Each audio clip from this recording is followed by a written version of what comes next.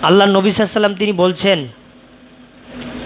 যে কিয়ামতের পূর্বে এমন কিছু সময় আসবে, এই তিনটা জিনিস ঘটবে। এক নম্বর হলো ফিহাল ইলমু, এক নম্বর এলেম আল্লাহ পাক তুলে নেবেন। এলেম এটা থাকবে না, তুলে নেবেন। এই যে এলেমটা কি?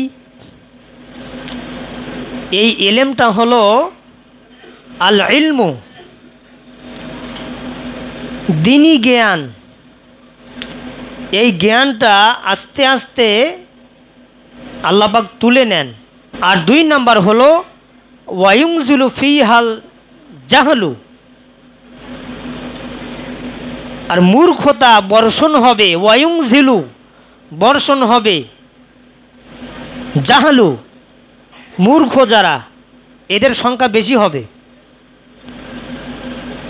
যখন আপনি কোরআন হাদিসের কথা কিছু বলতে যাবেন, সাধারণ মূর্খ মানুষ কি বলবে? কিছুই বুঝবে না। বলবে কি যে যেটা বাপদাদার থেকে করে আসতেছি এটাই করব। হাদিস কোরআনে যদি নাও থাকে মানব না, যেটা মানতেছি সেটাই মানব। তা এজন্য আল্লাহ নবী বলছে ওয়ায়ুনজিলু ফিহাল জাহলু, মূর্খ বর্ষণ হবে, মূর্খতার সংখ্যা বেড়ে যাবে। আজকে মূর্খের সংখ্যা বেশি, তারা বুঝতেছে না সঠিক দিন, সঠিক ইসলাম তারা বুঝতেছে না। আর তিন নাম্বার হলো ওয়ায়াকসিরু ফিহাল হার্স,